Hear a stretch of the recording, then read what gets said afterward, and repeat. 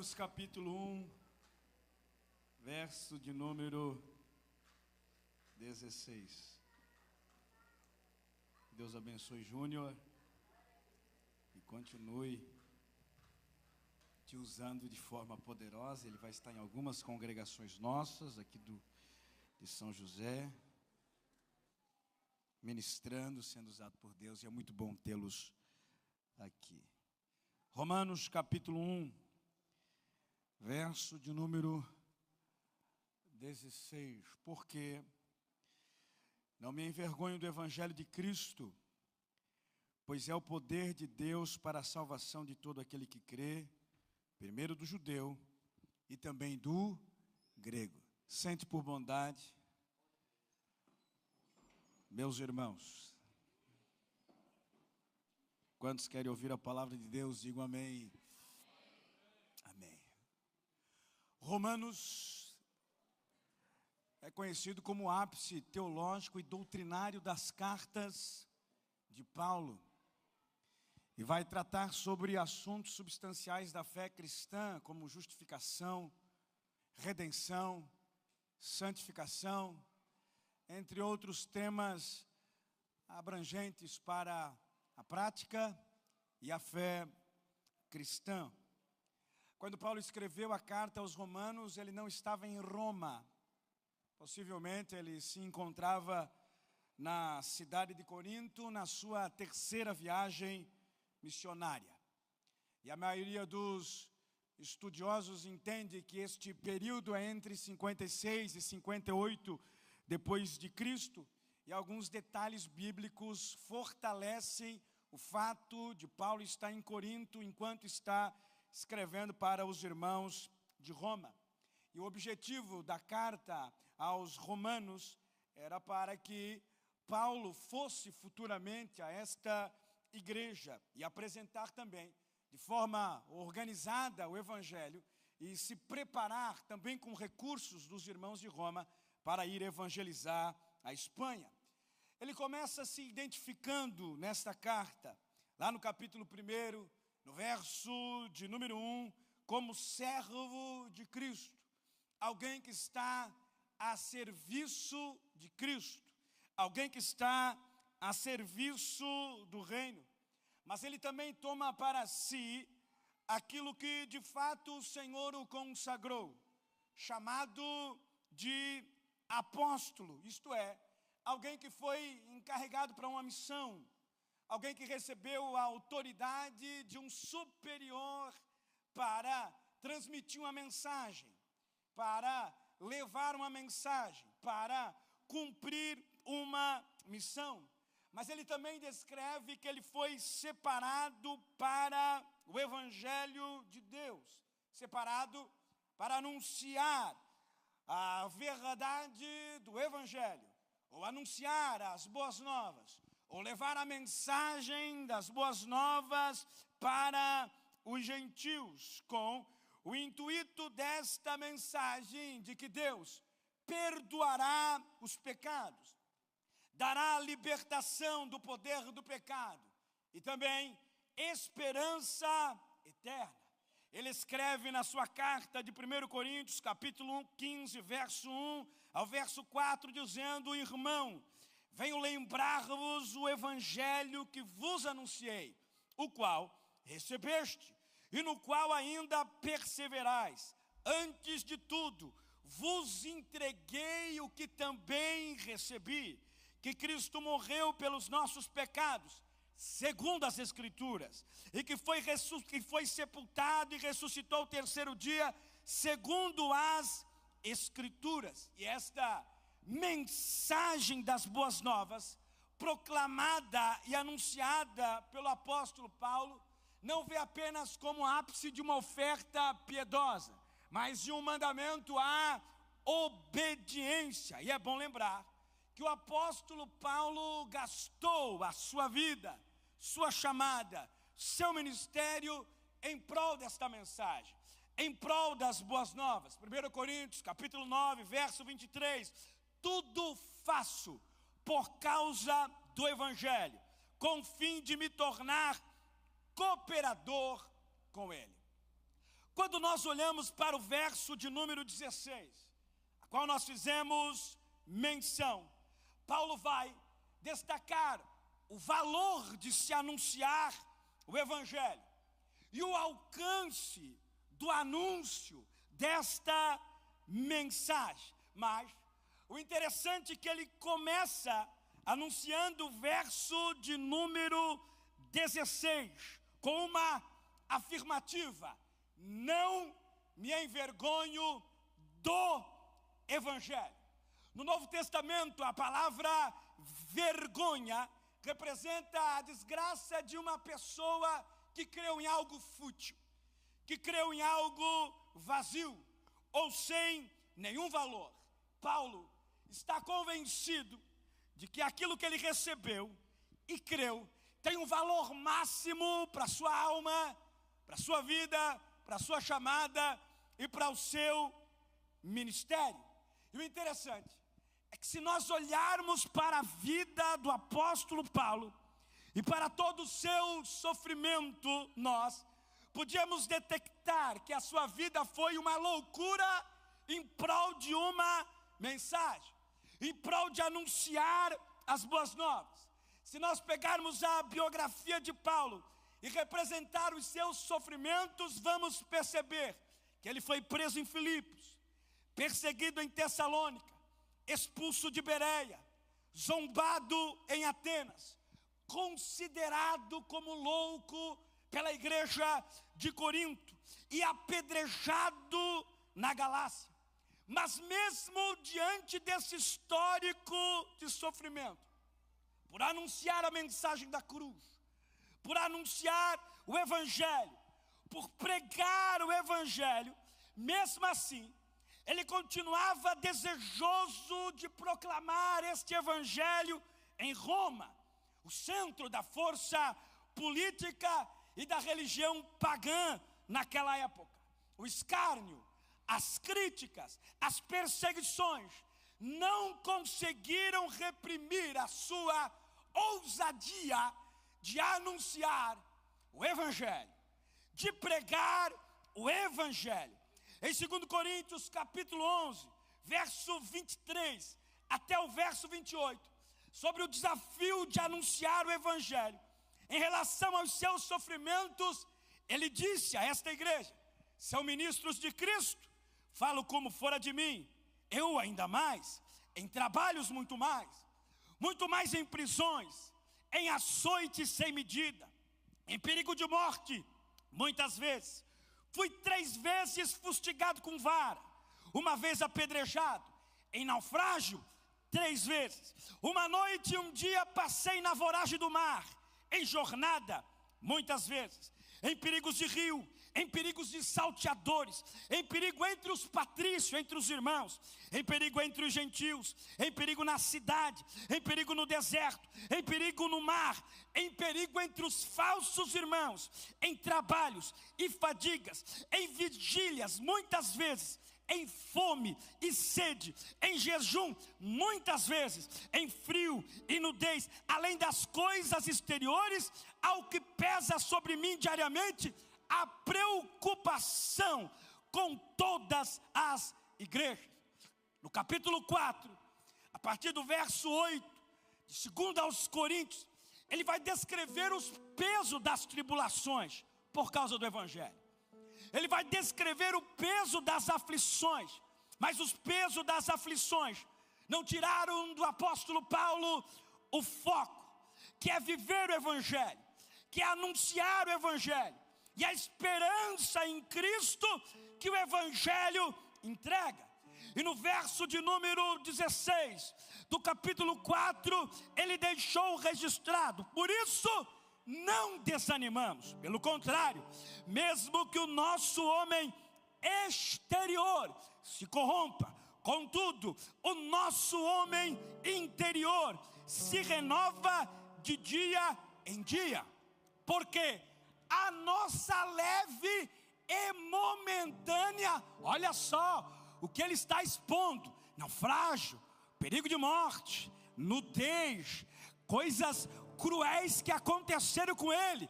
Mas ele diz: porque A nossa leve e momentânea tribulação produz para nós peso de glória acima de toda comparação. Nenhum sofrimento, nenhuma aflição pode ser comparado ao peso de glória que eu recebi, não atentando nós nas coisas que se veem, mas nas que não se veem, porque as que se veem são temporais e as que se não veem são eternas.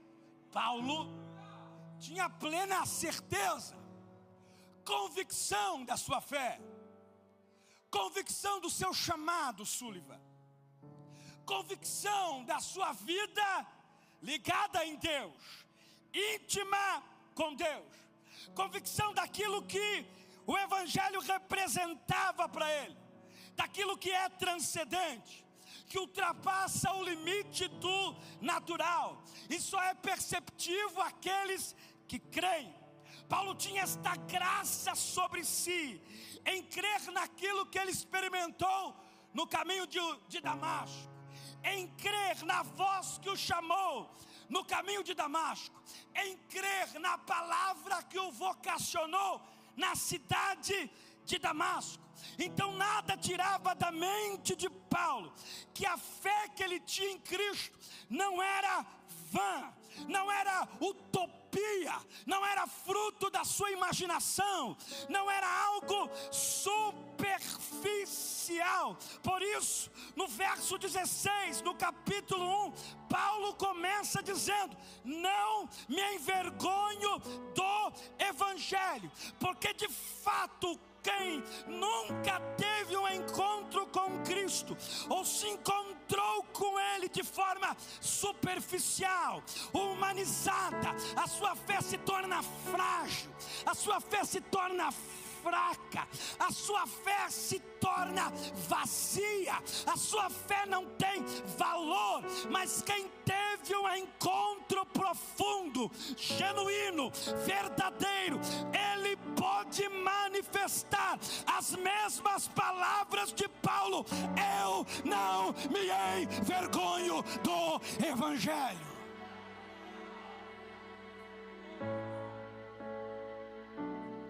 Verso 16, Renato, nos traz três verdades. Primeiro ele diz: eu não me envergonho do Evangelho.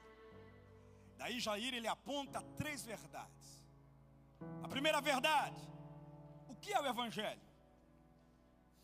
A segunda verdade: o que faz o Evangelho? A terceira verdade: para quem é o Evangelho? A primeira verdade: o que é o Evangelho? Ele vai dizer no verso 16: o Evangelho é o poder de Deus. Este Evangelho, que é o poder de Deus, promete sacrifício e não conforto. Este Evangelho envolve renúncias e não sucesso. A riqueza deste Evangelho é divina e não terrena. Este Evangelho, o centro é Deus e não o homem. Este Evangelho é teocêntrico e não antropocêntrico. Este Evangelho nos coloca na posição de servir a Cristo e não o inverso disso. Neste Evangelho, que é o poder de Deus, o que vale é a vontade dele e não a minha vontade ou a nossa vontade. Este Evangelho é sobre Cristo e não sobre nós. Este Evangelho, o autor principal é o próprio Cristo e nós somos mero coadjuvantes que recebemos da parte dele a graça do autor que derramou sobre nós. No Evangelho você não é centro, no Evangelho você é servo. No Evangelho você não é o bambambam da história. No Evangelho você é um pecador que precisa da graça dele. O Evangelho não promete glória, sucesso e riqueza para ninguém. O Evangelho promete cruz. O Evangelho promete renúncia. O Evangelho promete tristezas abundantes provocadas por aqueles que nos perseguem. Mas o Evangelho promete uma coisa: poder de Deus sobre nós. Se você veio para o Evangelho pensando que no Evangelho você ia ganhar, o Evangelho você tem que perder para ganhar com ele. Se você veio para o Evangelho pensando que no Evangelho a sua vida seria um sucesso, você pensou de forma muito equivocada sobre o Evangelho. Aquele que te ensinou a respeito dessas mentiras te enganou. O Evangelho não promete bom salário.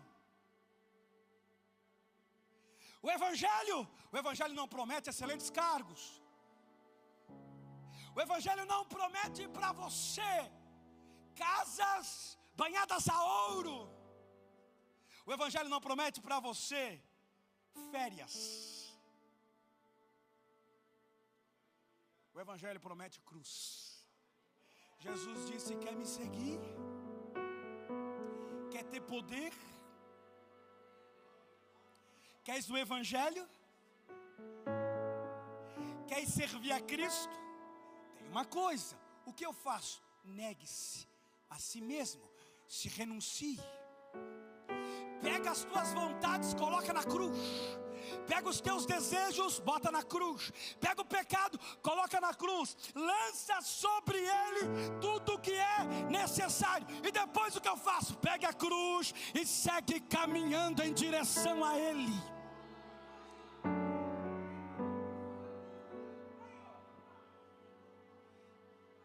O Evangelho é o da onipotência divina.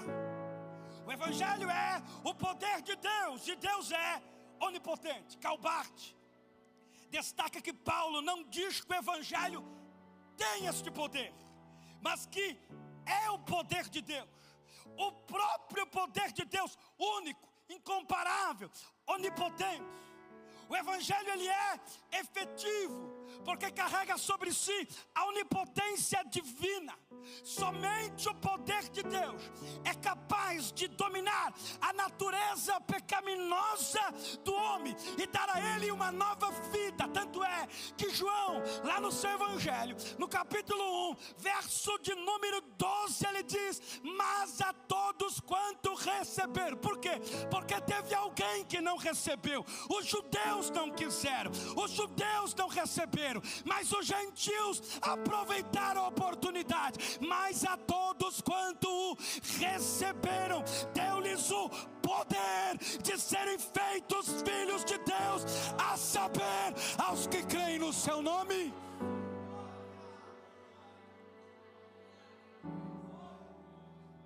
Quando o Evangelho ele é proclamado no Espírito Santo, o poder, dunamis de Deus está trabalhando.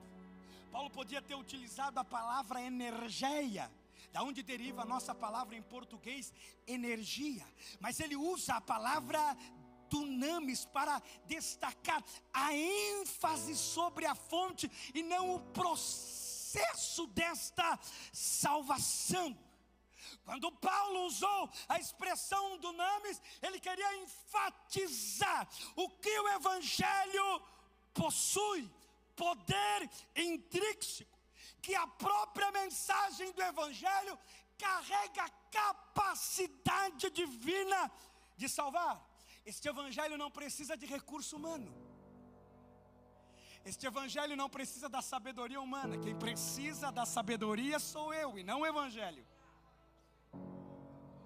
Quem precisa do recurso para anunciar o Evangelho sou eu e não o Evangelho. O Evangelho é único. O Evangelho é eficaz. O Evangelho é poder de Deus.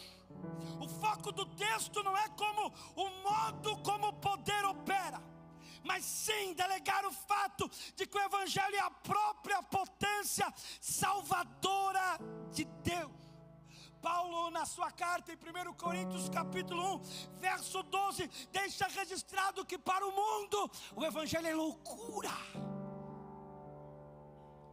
é algo inimaginável, é algo impensável, é loucura acreditar em algo não palpável, é loucura acreditar em algo que está escrito e que foi escrito há milhares de anos. É loucura acreditar nas palavras que estão inseridas nesta escritura. Para o mundo é loucura, para nós não. Porque nós temos o que eles não têm: fé. Porque para os que creem o Evangelho é poder de Deus. Para os salvos, a essência da cruz é o Cristo, o ponto centralizador da nossa salvação. Para os salvos, para os que creem o Evangelho, é sobre a pessoa de Cristo. E este Cristo ressuscitado, que foi crucificado, que está à destra do Pai e que proclamou aos seus discípulos quando estava na Galileia: todo poder, não é pouco poder, não é uma migalha de poder, não é alguns poderes que estão envolvidos sobre Cristo. Cristo falou aos seus discípulos: todo poder, a totalidade completa deste poder foi-me dada nos céus e na terra. Mas não somente poder, também foi-me dada autoridade. E pelo fato de eu ter poder e autoridade, eu compartilho sobre vocês poder e autoridade para pregar o Evangelho. Porque imporão as mãos sobre os enfermos e os curarão, vão repreender os demônios, falarem novas línguas, por causa do poder de Deus.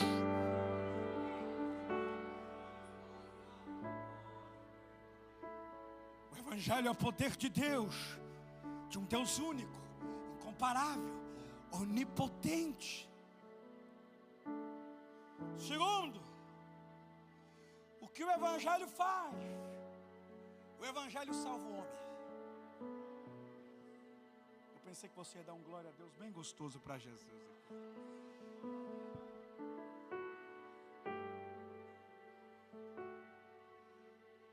William Hendricks diz que ser salvo significa ser emancipado do maior mal e receber a posse do maior bem. A palavra salvação significa basicamente libertação, resgate.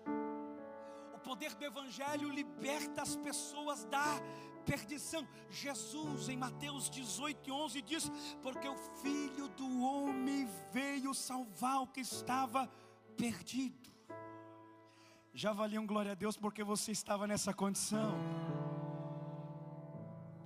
O poder do Evangelho liberta as pessoas da ira de Deus. Romanos 5:9. Logo muito mais agora, sendo justificado pelo seu sangue, seremos salvos por ele, salvos da ira.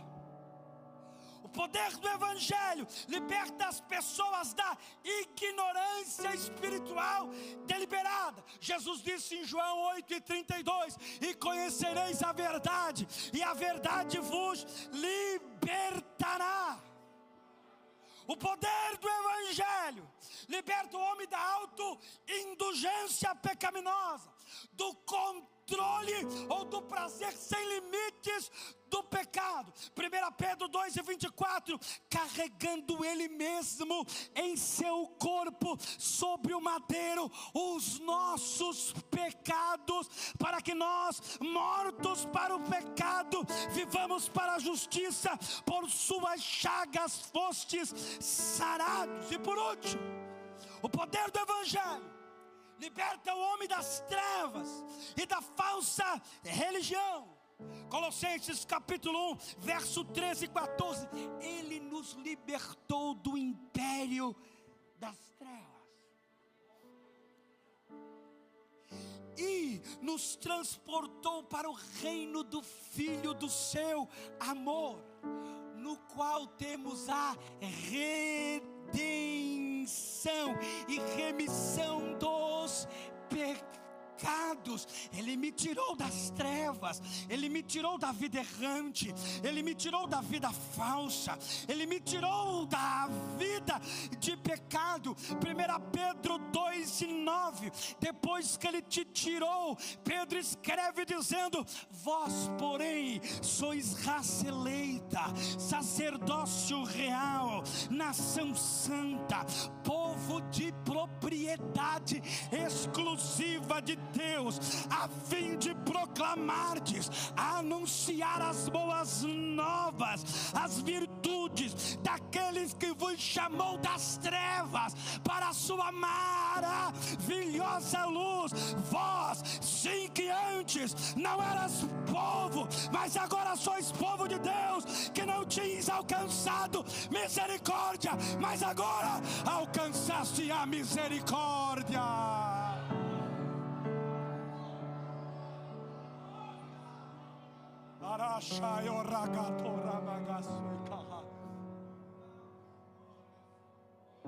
O pastor Hernandes Dias Lopes, eu gosto muito dele. Ele destaca que essa salvação, escrita aqui em Romanos, ela é tanto passada, presente e futuro. Quanto à justificação, já fomos salvos. Quanto à santificação, estamos sendo salvos. Quanto à glorificação, seremos salvos. Na justificação, nós fomos salvos da condenação do pecado. Na santificação, estamos sendo salvos do poder do pecado. Na glorificação, seremos salvos da presença do pecado. O que o Evangelho faz? Liberta. O que o Evangelho faz? Redime. O que o Evangelho faz? Garante eterna morada com o autor da nossa salvação. Paulo sabe que uma obra foi posta em movimento, e que esta obra que foi posta em movimento permanece em movimento. Jesus, Ele criou a nossa salvação. E esta promessa da nossa salvação foi antes da fundação do mundo.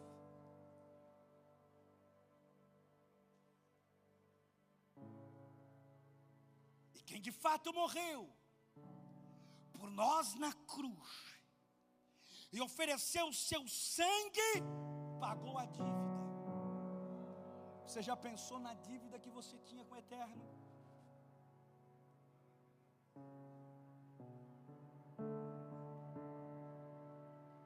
Na dívida pesada, impagável, que você tinha com o Eterno.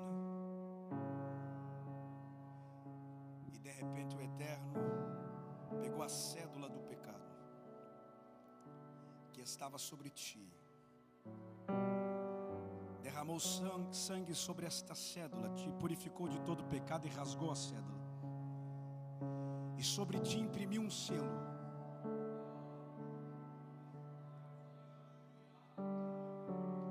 Sobre ti colocou um selo. Que selo é esse? O Espírito Santo. Uma dívida impagável, mas que alguém pagou. A gente é muito ingrato. Nós reclamamos demais. Nós murmuramos muito.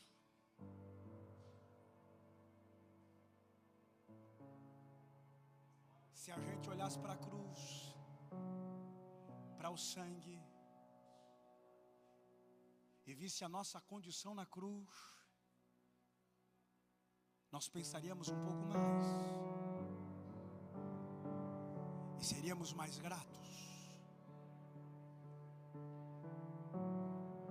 Pararíamos de murmurar muito, de reclamar muito, de desanimar tanto. Quando nós participamos da ceia, sei o que é memória. E o que é memória na ceia? É você levar o seu pensamento à cruz, ao Gólgota, e você pensar: alguém perfeito se doou por alguém imperfeito. alguém sem pecado, alguém sem culpa,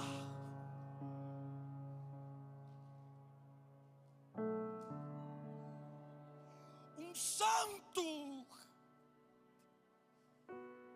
que esteve nesta terra e passou por todos os processos da tentação, mas não pecou, para que através dele nós vencêssemos a tentação. Alguém sem pecado vai para a cruz. Alguém sem pecado sofre os flagelos da dor.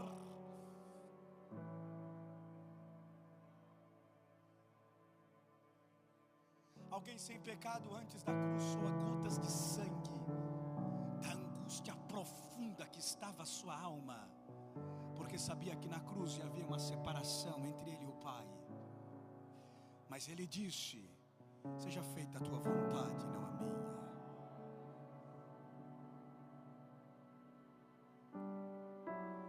Eu quero convidar você a olhar para a cruz com os olhos da fé, a contemplar a sua condição na cruz, apelar a tua consciência a dizer: era para mim estar na cruz. A cruz não era para ele, a cruz era para mim. Quero convidar você a voltar a 2000 e poucos anos atrás, e pensar que alguém caminhou alguns metros para chegar até o local da crucificação, carregando um madeiro pesado, ao ponto de, em algum momento, a dor ser tão grande e profunda que ele deixa cair o madeiro e alguém é obrigado a lhe ajudar. Alguém que esbravejou na cruz: Eloí, Eloí, lama sabachthani, Deus meu, por que tu me desamparaste? E tudo isso pensando na nossa salvação. E tudo isso pensando na minha remissão. E tudo isso pensando na obra da salvação na minha alma.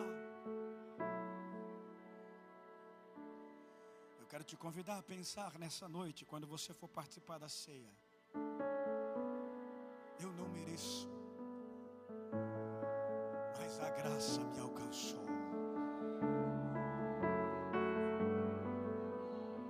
O que eu mereço é condenação eterna, o que eu mereço é lago de fogo, o que eu mereço é o inferno.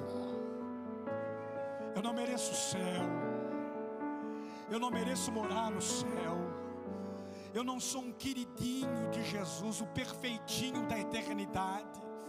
Eu sou um pecador. Nós nascemos no pecado, fomos concebidos em pecado, mas a graça te alcançou,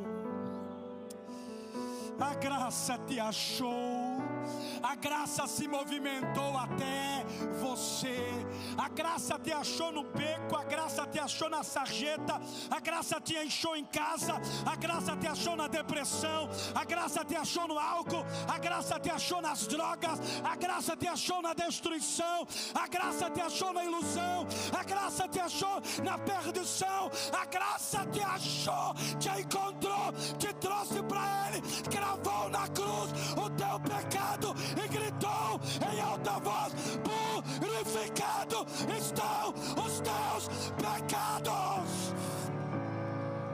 Ai, capacharabacasuica.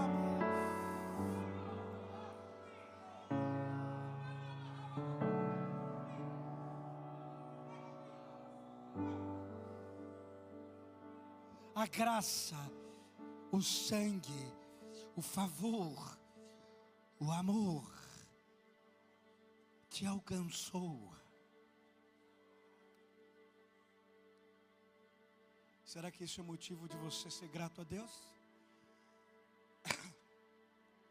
Será que isso é motivo de você dar um glória a Deus para Jesus nessa noite?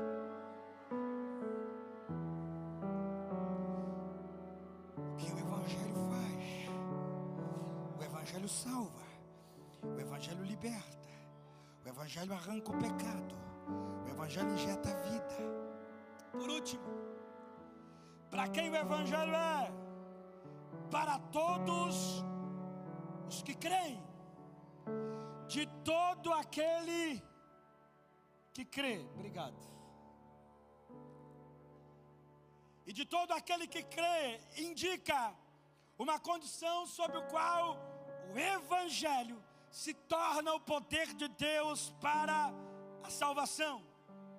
Quando Paulo deixa registrado de todo aquele, ele está expressando o alcance do Evangelho, a universalidade da oferta de Deus.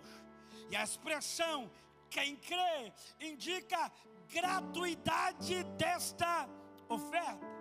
A expressão quem crê tem tudo a ver com confiar, tem tudo a ver com depender, tem tudo a ver com ter fé em algo.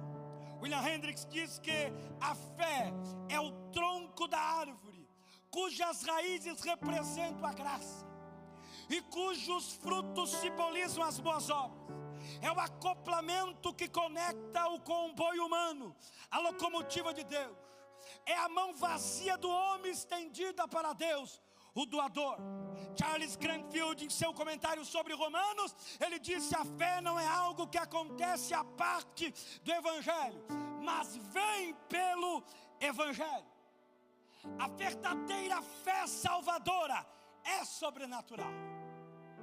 É um dom maravilhoso de Deus, que produz no coração do homem, que produz no coração do pecador. E é a única maneira pelo qual o pecador pode receber a verdadeira justiça. Paulo em Efésios 2:8 diz: porque pela graça sois salvos, mediante a fé. E isto não vem de vós, é dom de Deus. Se nós atentarmos, vamos perceber que nem todos serão salvos, porque a condição para ser salvo é para quem crê, e nem todos vão crer, nem todos vão acreditar. Não que não haja poder no Evangelho para salvar a todos, mas aprove a Deus que experimente este poder somente aqueles que creem, somente aqueles que vão crer. O Evangelho não é para quem não crê, o Evangelho é para quem crê. A fé é a condição desta salvação, e pela fé nós recebemos este presente, esta dádiva divina. E a fé, ela vai consistir, a fé salvadora vai consistir em 3 elementos perspicazes da vida. Primeiro, mental. A mente compreende o Evangelho e a verdade sobre Cristo. 2 Coríntios capítulo 4 e 6, porque Deus que disse: das trevas resplandecerá a luz, Ele mesmo resplandeceu em nosso coração para a iluminação do conhecimento da glória de Deus na face de Cristo. O segundo elemento, emocional. O pecador, ele aceita a veracidade do Evangelho com tristeza pelo pecado, mas ao mesmo tempo ele se alegra com a misericórdia e a graça de Deus que lhe foi concedida. Romanos 6:17, mas graças a Deus, porque outrora escravos do pecado, algemados pelo pecado, contudo viestes a obedecer de coração a forma de doutrina que fostes entregue. O terceiro elemento, o elemento volitivo, a vontade. O pecador submete a sua vontade à vontade de Cristo e confia nele, sendo ele a única esperança e fonte de salvação. Romanos 10:9, se com a tua boca confessares Jesus como Senhor e em teu coração creres que Deus o ressuscitou dentre os mortos, serás salvo. O Evangelho é o poder de Deus poder que é transmitido a todos os que creem, para nos livrar das trágicas consequências do nosso pecado e nos tornar espiritualmente sadios para sempre, eternamente. Quando o poder do Evangelho te encontrou, embutiu na sua alma fé, e o que estava morto para Deus ressurgiu, e o que estava morto para Deus ressuscitou, e o que estava à margem da palavra e do Espírito nasceu de novo, e o que estava à mercê do deserto isolado do pecado bebeu da fonte que é Cristo. E o que jorra na minha alma, e o que jorra na minha alma, e o que jorra na minha alma não é mais a força do pecado, mas o que move a minha alma é a fonte inesgotável de vida que é Jesus. E esta fonte nunca cessa, e esta fonte nunca para, esta fonte jorra para a eternidade. Quando Ele me alcançou pelo poder do Evangelho, saiu o velho homem, entrou o novo homem, restaurado, transformado e salvo. Jesus disse à mulher samaritana: essa água tu vai voltar a beber, mas a água que eu lhe der, tu nunca mais vai ter sede, e vai gerar em você uma cachoeira eterna, vai gerar em você água viva, imparável, uma catarata imparável dentro do teu interior. Por quê? Porque o Evangelho é o poder de Deus para a salvação de todo aquele que crê, primeiro do judeu, depois dos gregos, depois dos gentios. Eu fui alcançado, você foi alcançado. Isso é o motivo de eu levantar a minha mão lá no terceiro andar. Dá o maior glória a Deus aqui nesta noite, porque o que o Evangelho fez foi me restaurar.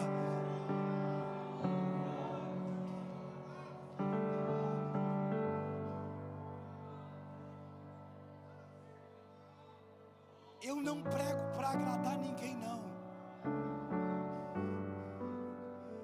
Minha missão é pregar o Evangelho.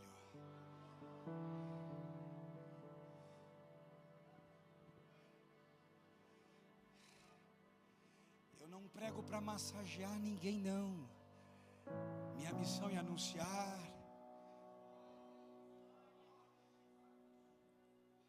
esta palavra.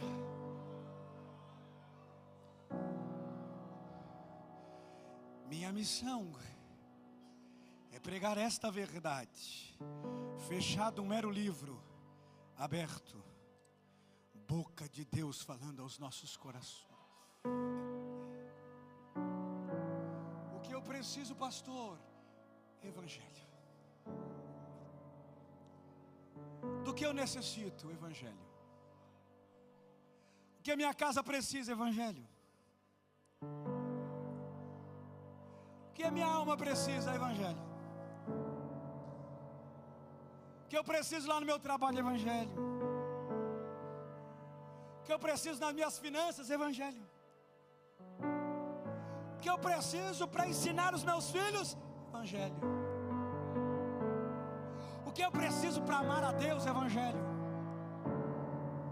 O que eu preciso para viver uma vida profunda e plena com Ele? Evangelho. Não tem como você viver uma vida com Deus se o Evangelho não fazer parte da tua alma.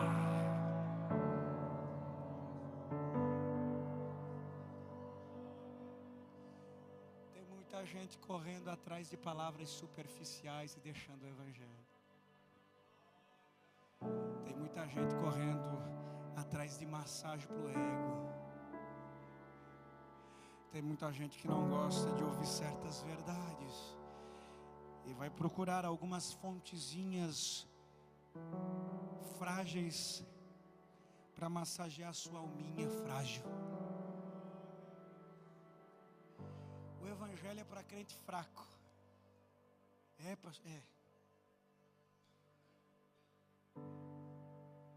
Mas que depende de Deus para viver o Evangelho. O Evangelho não é para super-homens. Não é para pessoas fortes. O Evangelho é para gente frágil. Não de coragem.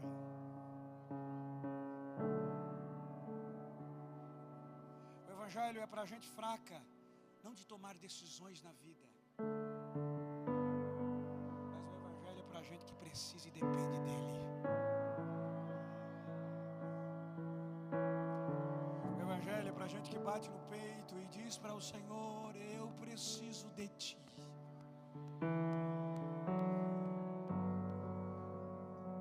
O Evangelho não é para super santos, aqueles que vivem num auge tão grande espiritualmente que nem pecam, e se tu encostar nele é capaz de tu cair de tanta santidade por hipocrisia. O Evangelho é para quem vai aos pés da cruz e se joga na presença dele e diz: eu errei, eu pequei, mas trata com esse vasinho de barro aqui, leva para a tua olaria e faz de novo.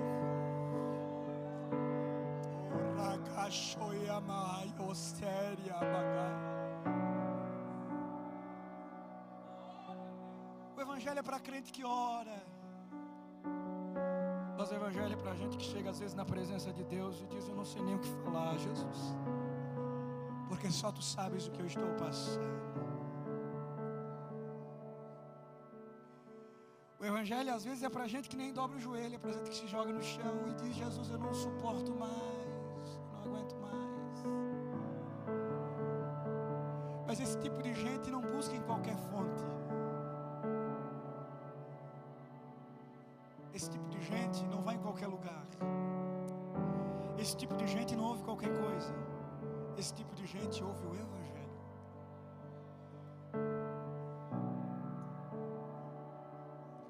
Eu quero convidar você nessa noite a ficar de pé.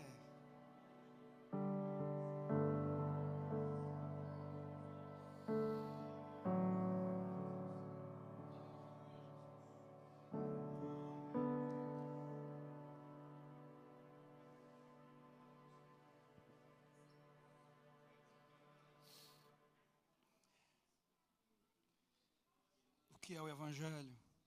Poder de Deus. O Evangelho faz, salva. Para quem o Evangelho é? Para os que creem. Deixa eu frisar algo importante aqui.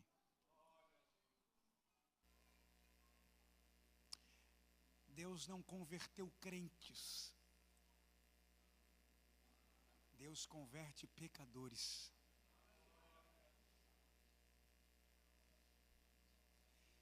Tem muita gente crente que ainda está na condição de pecado.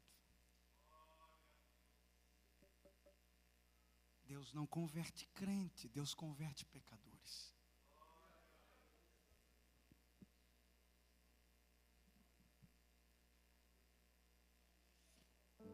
E Jesus está aqui nessa noite para libertar, resgatar, salvar. Ele está aqui nessa noite para renovar a intimidade do poder do Evangelho.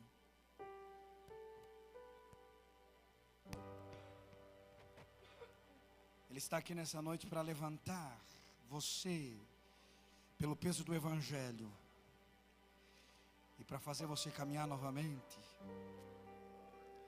andar de novo.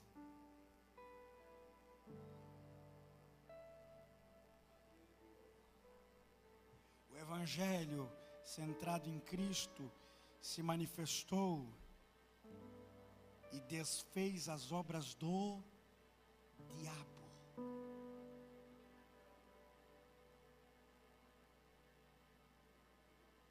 Não existe guerra entre Deus e Satanás, meu irmão. A gente tem um pensamento de guerra como se fosse duas grandes potências mundiais se degladiando. Não existe isso entre Deus e o diabo. Jesus move um dedo e o diabo cai. Exerce uma palavra e o diabo cai. Não tem algo que iguale Satanás com o Senhor. Ele é um anjo caído, criado pelo Eterno. Todo o poder pertence a Ele. Então não existe algo que o Evangelho não possa fazer. É lá na tua casa, é na tua família, é entre os teus, o Evangelho vai lá.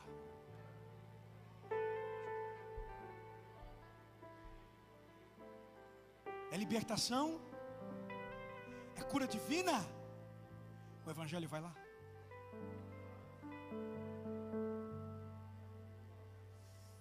Deixa eu orar por você nessa noite. Eu sinto Deus aqui, irmão. Aleluia.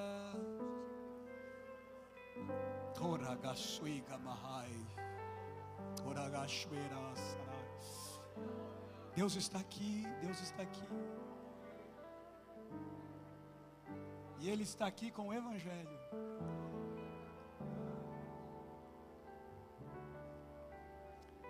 Alguém em nosso meio que deseja entregar a sua vida a Jesus?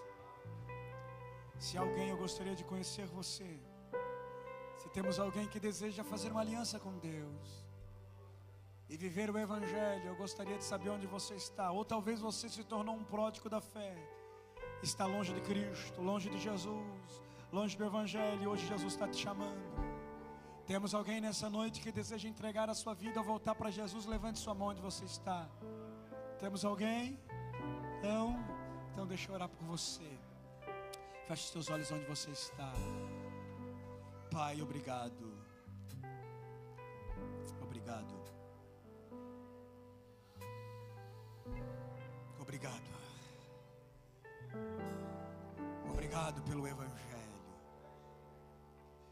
Nós te agradecemos pelo Evangelho. Nós te agradecemos porque o Evangelho é poder de Deus que nos alcançou. E nós tomamos uma posição, nós cremos, nós temos fé no Evangelho. Alcançou a nossa mente, alcançou a nossa vontade, alcançou as nossas emoções e nos transformou por inteiro, nos transformou por completo. O Evangelho nos deu alegria por meio da graça de ter o nosso nome escrito no livro da vida. Aleluia. Aleluia. E escrevendo o nosso nome no livro da vida, nos deu direito à eternidade contigo. E como é bom viver este Evangelho, como é bom comer este Evangelho, se alimentar deste Evangelho, beber este Evangelho.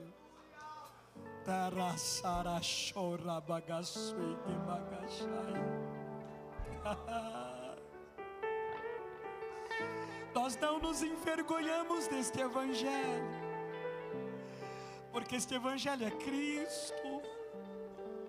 Este Evangelho é o Senhor em nós e por nós, sobre nós, se movimentando em nós, atuando em nós, fazendo em nós, operando em nós, conduzindo nós.